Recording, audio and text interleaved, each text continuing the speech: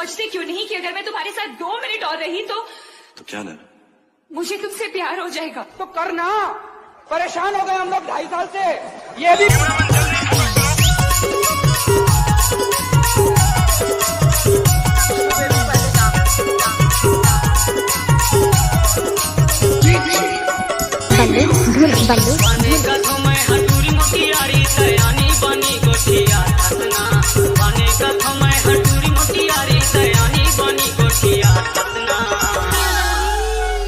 अरे दिन में तोला टाइम नहीं मिलेगा, झगड़ा मत हंसना।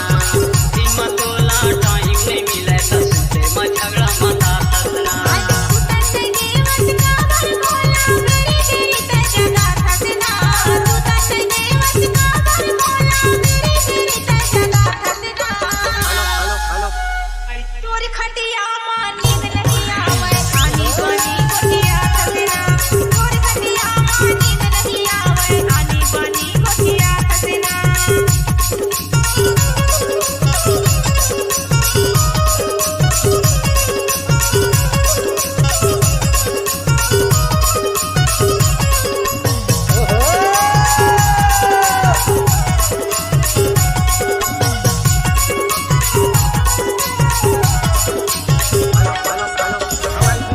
DJ